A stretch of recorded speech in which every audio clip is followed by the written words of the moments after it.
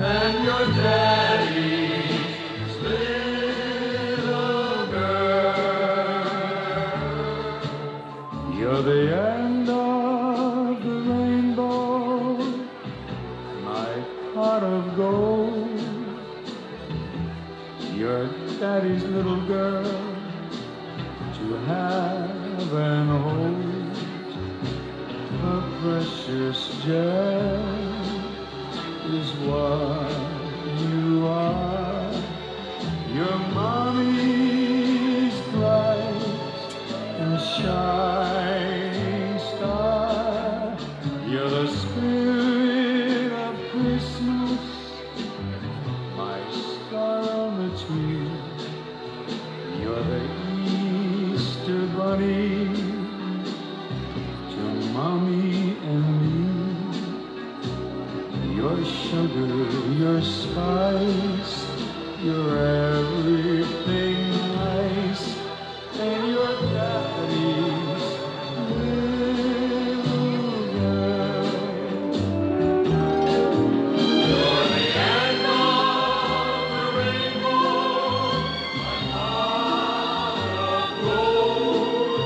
Your daddy's little girl to have and hold. A precious gem is what you are. Your mommy's bright and shining star. You're the spirit of Christmas, my song on the tree. You're the Easter bunny to mommy and me.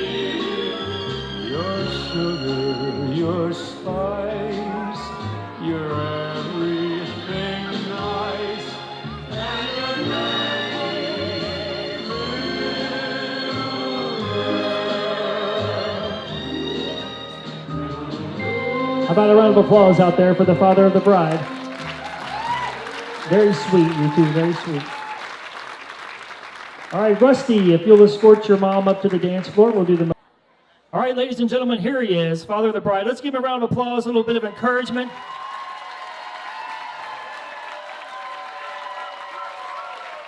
He's taking it in right now. Okay, he doesn't want it. He doesn't want it. Hi, everyone. I am indeed Taylor's daddy. But in addition to the announcements and the recognitions that were made before by our good friend, let me make recognition for a few other people that are significant in Taylor and Rusty's lives. On Taylor's side, she's got 3 brothers, and would you stand up for a moment when I mention your name? And Bob, Ron, and Nick, their lovely wives, Kimberly, Sharon, and Nancy. Stand up, darlings. And my beautiful grandchildren, Ron's daughters, Hazel and Olive. I told you to get up. And Molly, equally beautiful Molly and Lindsay. Now on Rusty's side, I'd like to introduce, once I get my glasses on, Rebecca. Rebecca, where are you? And her 2 beautiful sons, Rowdy and Carson. Your chauffeurs for the afternoon. And Bill and Rebecca and Jasmine. These are, by the way, these are Rusty's siblings. And David and Deborah and their children, Hampton, David's children, Hampton and Hannah.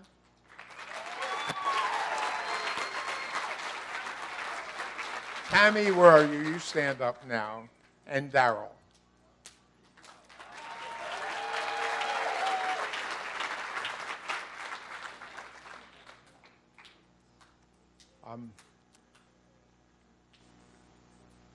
one of the things, as I was thinking about what would be significant to mention, one of the things that always perplexed me in life was how couples met.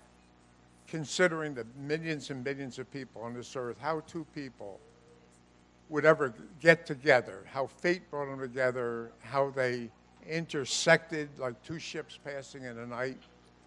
And for some reason, that always perplexed me. And you think about how you met your spouse, your mom and dad, whatever. So it would be interesting, I think, to you to understand how Taylor and Rusty met. We were bringing Taylor down to school. She went to University of Louisville. And she asked if she could bring her horse with her. And we were fortunate enough to be able to afford that. So she started Googling horse places to put Mason once she finally came down. And online found about 5 places. So the weekend that we came down to do the evaluation of University of Louisville, we took a 3-day weekend, and about an eighth of that time was evaluating University of Louisville. And the other 7/8, I kid you not, we spent going from horse farm to horse farm until we came up this lane and met Barbara and Rusty. And I think as soon as we met them, at least from Maria's and my perspective, well, Taylor at the time, because she knew even more about what she wanted for her horse, we were sold instantly. Price not to be considered. And just there, Barbara's such a stately woman in terms of her bearing and her southern gentility, and Rusty to the 10th power. So we left here pretty much convinced where Mason was going to spend the rest of his years. Now, it wasn't love at first sight. I don't think so, at least, because Taylor, at the time, and Pook, don't kill me for this. At the time, Taylor was going with a guy that I didn't care for. And Maria, wait a minute, it's worse. Maria despised. So I don't even think I told Taylor the story. So we went to a marriage counselor, or a family counselor, to talk about this problem that we were having with this guy.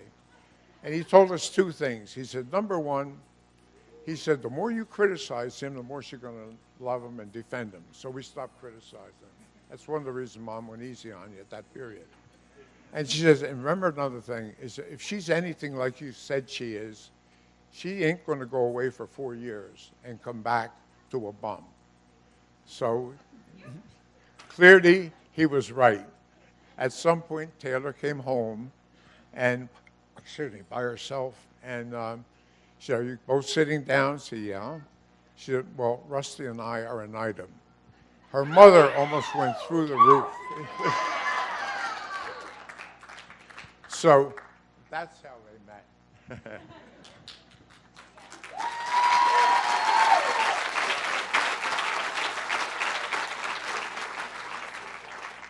And a word or two about my new son-in-law and my daughter.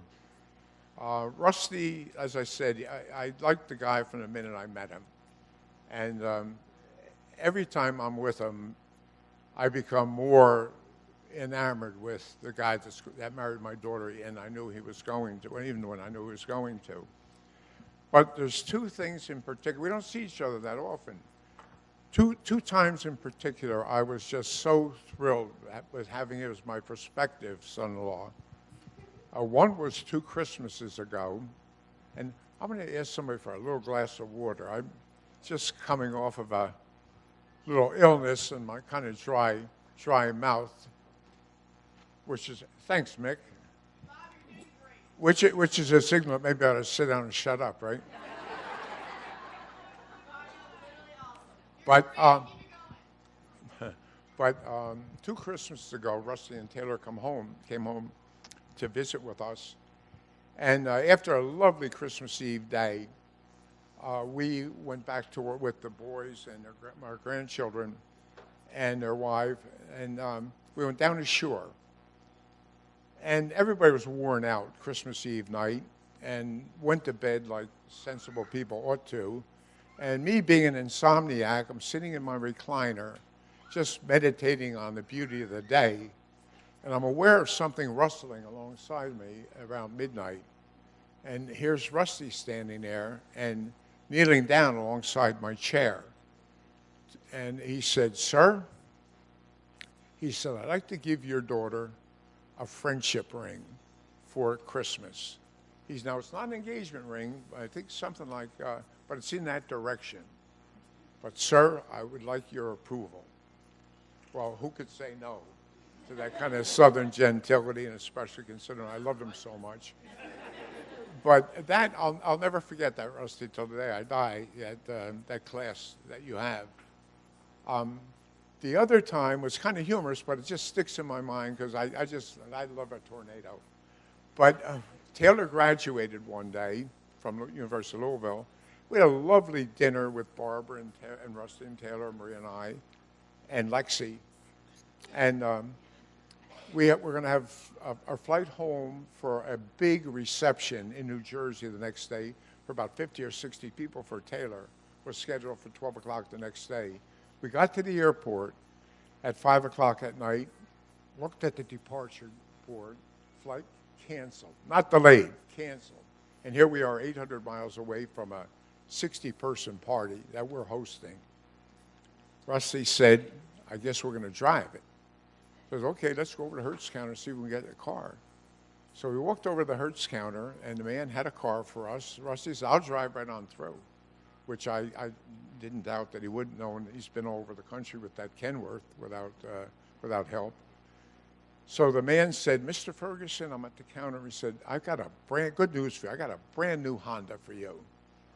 So waiting for him to do the papers, I turned to Rusty and I said, behind me, I said to Rusty, "Rusty, I have good news and bad news for you." He said, "What's the good news?" I said, "We got a brand new Honda." "Nice." He said, "What's the bad news?" I said, "The man said since it's brand new, it can't be driven over 45 for the first 1,000 miles. Rusty never batted an eye. He looked at me, threw me at the man at the counter, and he says, "Bob, that speedometer's not going to show nothing under 90 for the next 10 hours. And the Hertz man turned to me and said, "Man, I wish I hadn't heard that." But true to his word, I'd look over every once in a while. Ooh, that was 90 plus every time, but he got us home. The trip normally takes 13 hours. He got us home in 10 hours.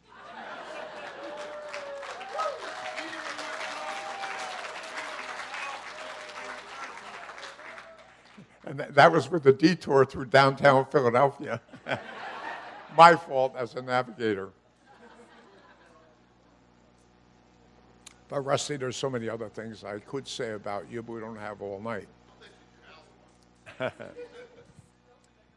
Taylor, or as we say in Kentucky, Taylor. I learned that if she was down a little while and she wouldn't come home for the horse trailer, as we say in New Jersey, she'd come home for the horse trailer. So clearly Taylor is the way you say it. Sweetheart, I hope you didn't wait 24 years almost to have your daddy tell you from up here how much you're loved. So I couldn't begin to list all those things and be silly and mundane. So I don't think I have to tell you where you stand in my heart and Mommy's heart. But I was thinking about what would be appropriate to say, and nothing made sense, quite frankly, unless I kept on till tomorrow afternoon sometime, singing her praises in my mind. And something strange came to me, and I hope you'll forgive me for telling this story. And Taylor was in the, I'm going to tell a story about a girl named Jenny. Taylor was either in kindergarten or first grade, and this was perhaps my first memory of Taylor's character and how she would live her life pretty much right up until today. Well, Jenny was a beautiful little Asian girl, just perfect, bright, sensible, pretty. She had one problem. She would not speak, would not verbalize outside of her house. Talked to her mother and father. Once she left the house, would not talk. So Taylor would tell us the trials and tribulation of her and Jenny, little Jenny. Jenny would use Taylor as her mouthpiece. She would only talk to Taylor. Somehow Taylor gathered her confidence, and when the teacher, for example, would say, and the teacher would even tell us these stories, the teacher would say to the kids, like, Jenny, how much is 2 and 2? Jenny would turn to Taylor, whisper in her ear, and Taylor would say, Jenny says 4. And this would go on every single day, even when they were on class trips or whatever. The teacher told a story of, she said, now Jenny doesn't have to whisper. But she assumed this responsibility. And Jenny's problem worked out ultimately.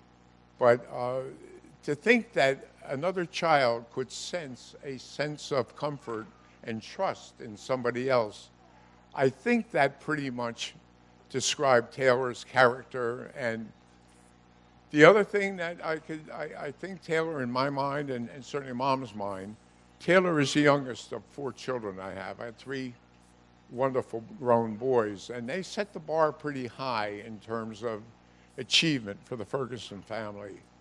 And by their admission and my observation, Taylor has met that level of the bar, for which I'm eternally grateful and pray every night, thankfulness for that.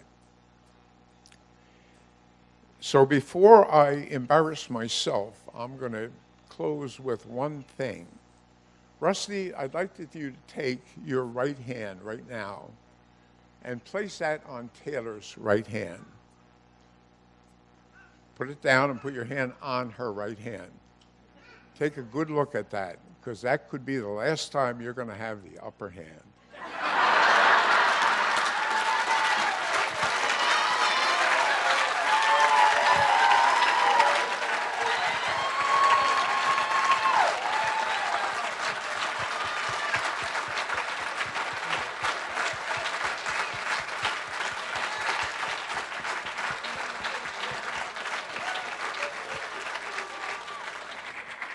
All right, everybody. We're going to keep things moving right along here. We're going to do a little thing that we call the newlywed game. See if we can get these two to sit down in these chairs right here. While they're getting organized, how about a round of applause for the catering tonight, you guys? The meal that we had, wasn't that great? They did a fantastic job. So here's what we're going to do. I got these two sitting back to back. They can't see each other. And I'm going to give these guys each a beautiful bride Barbie doll. Almost as beautiful as Taylor is tonight. Doesn't she look beautiful, you guys? Give her a round of applause.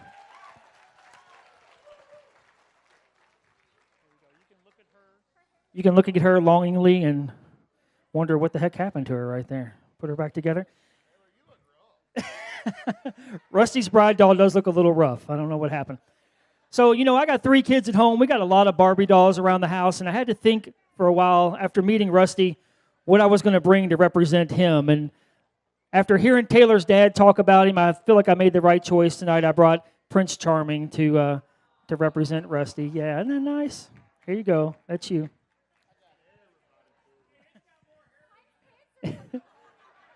Yeah, Taylor's version of Rusty's pants are coming off over here. So, hey. It is a show. It is a show. So, yeah, okay, good. So here's what we're going to do. I'm going to ask these guys some fun questions, and if they think the answer is them, they're going to hold up the doll that looks most like them. Practice. Hold up the one that looks most like you. There you go. And if they think the answer is the person sitting behind them, they're going to hold up the doll that looks most like them. Practice. Good, good. All right. So we're going to start with politics. No. Kidding. He's just going to leave it up there. All his friends can just run by and high-five it, you know. Here we go. Question number 1. Who is the better kisser? Hey, well, at least they agree it's the other person, so that's nice. Who's the better driver? Why are both of you all laughing really hard right now? Is there... Wait a minute. You hit a mailbox and you're still the better driver of the two of you? Okay. Who watches more TV? Who takes the longest to get ready?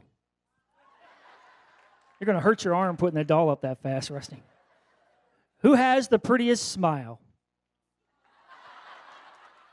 And who has the prettiest eyes? She gave you one. She gave you one. She gave you one. Okay. Who is the better dancer? All right, so wait a minute. Either both of them are great or both of them are terrible. Yeah, it's bad. It's bad. Okay. We'll get to witness that here in a little while, I'm sure. Who texts the most? Okay. Who controls the remote? Who has the craziest friends?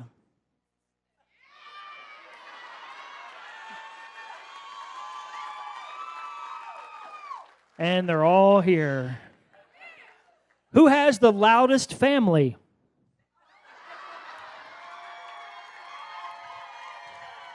And they're all in those two tables right there. I know where all you guys are now. Who's the better cook?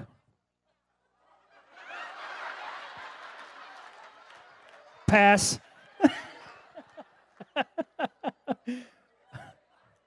Gosh, feel sensitive on that one. Yeah. Yep. Okay. Who spends the most money? Hurt your arm. You better be careful. Who sings the loudest? And the follow-up question, who sings the best? Well, Rusty's got an answer. Taylor goes, neither of us. And Rusty's like, me. Okay. Who said, I love you first?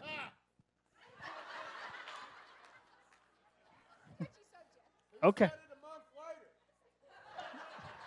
Hey, these are my questions. Who's most likely to eat dessert for breakfast?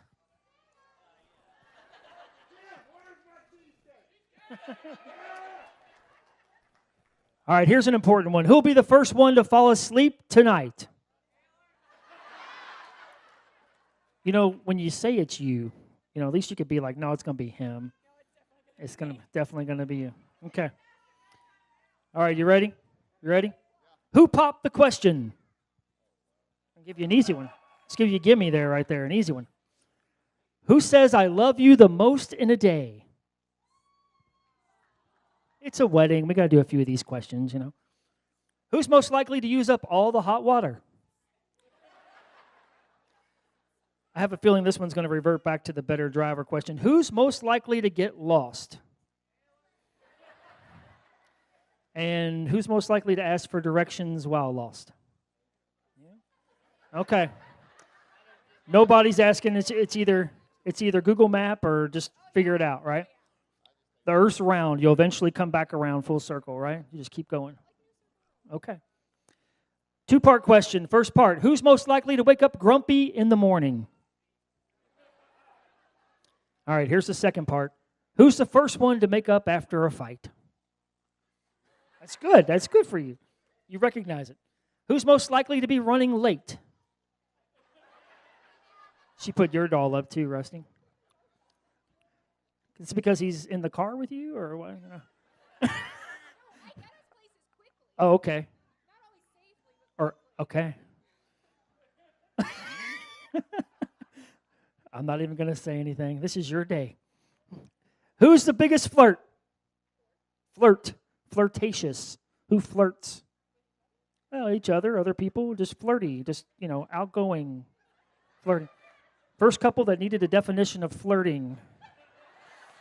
I've been doing this 30 years, folks. This is the first time I've had to define flirting. Okay, let's see if we got this one. Who made the first move?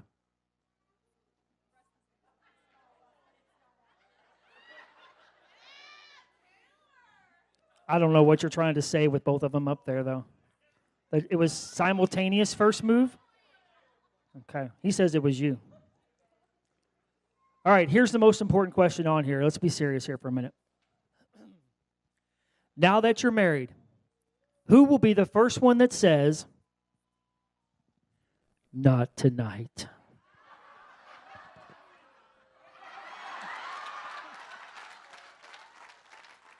All right, last question. Who do you love the most in the whole wide world? Give them a round of applause, you guys.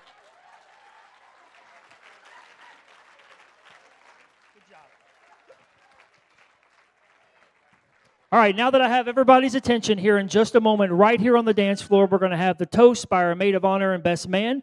So make sure you guys got your cameras ready, your drinks full. We're going to get them organized, and that's the next thing that's going to happen. Right afterwards, we're going to invite you guys over to the cake table, and we'll be cutting the cake. So just stay with us. It took us like 35 minutes to make it through 3 tables. So I want to thank all of you all that are here today for coming and spending the day with us from all over, from many states, many places. You all are my family. There's many friends here that I haven't seen in a few years to friends that I see every weekend. But all of you all are family to us, and I just want to thank you all for coming and spending the day with us. And that I'm not as good as Bob. I got to work on my speeches.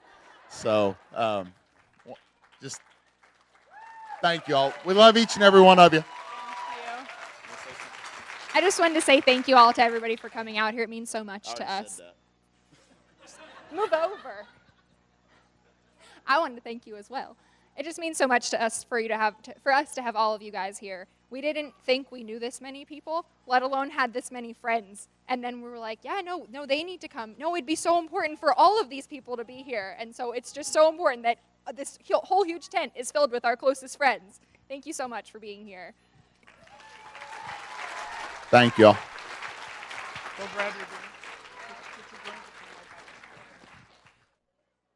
I think tonight the best man's going first, right? Yeah? Age before beauty, huh? Is that what it is? Yikes. Okay, let's give this guy Clayton a round of applause, you guys. Some encouragement. It's not easy to talk on a microphone.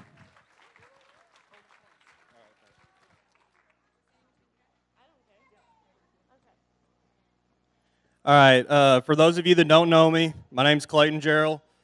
I'm a horse trainer from Western Kentucky. If you didn't guess, there's quite a few horse trainers here tonight. Anyway, I can't begin to say all the great things that I have to say about Taylor and Rusty. You know, I've known Taylor for, I guess, 4 years now, 5 years now, yeah. And Rusty, I've known you for a long time. You know, we were talking earlier about I was running around the state 4-H show and my mom, before I was even showing, and he was there. You know, Rusty's been a mentor to me in more ways than any of you guys can imagine. And Taylor, you've been a good friend for many years, and I honestly cannot think of a better couple to be standing up here tonight than you two. Here's to many, many happy years.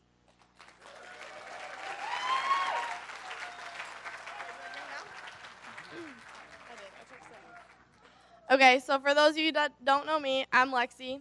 Me and Taylor, thank you. Me and Taylor have been friends for about 5 years now. We went to U of L together. I'm from Iowa and she's from New Jersey, and we were the only two after freshman year of college that stayed in Louisville. So I was like, well, I guess I need a friend. And we grew from there, and we rode on the IHSA team together, and then we became roommates, and unfortunately we divorced because Rusty had to come in the picture. But I can't say enough about these two. They have been like my mom and dad, per se. They have been my mentors. Rusty's nodding his head like, yeah, Lexi, we know what you've done. But they've watched out for me so much. They're like my best friends. It literally means, like, to me, it's like my mom and dad getting married. Like, they're the best couple. They've watched out for me. They mean so much to each other, and the way you guys love each other it's amazing. Like, I know people that look up to you for the love that you have, and we are so happy for you, and I'm so happy that you guys are my best friends because, well, let's be real, I'd be, like, dead in a ditch without you guys.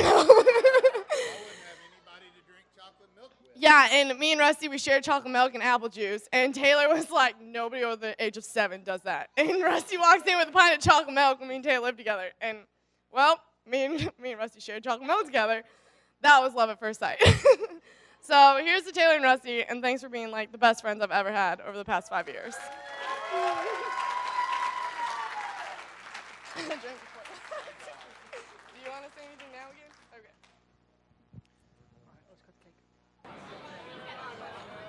Here we go.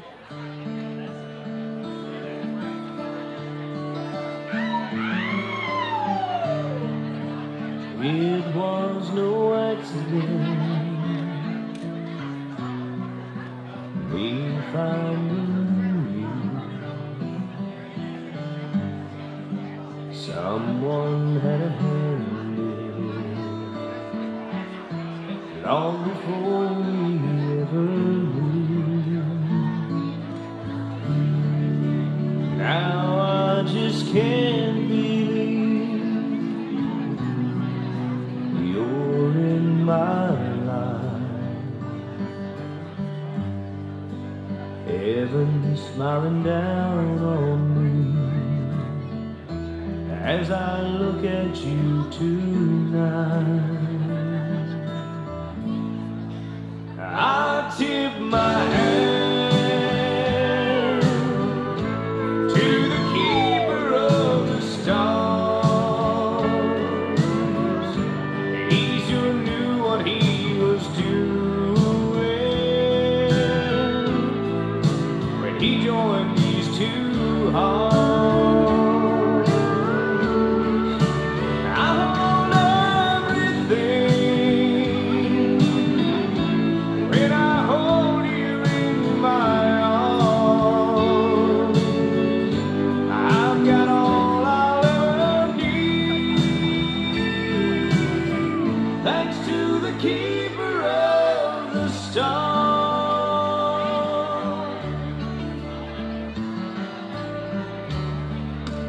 Soft moonlight on your face,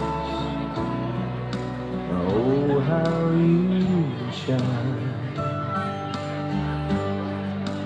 It takes my breath away just to look into your eyes. I know I don't deserve a treasure like you. There really are no words to show my gratitude. So I tear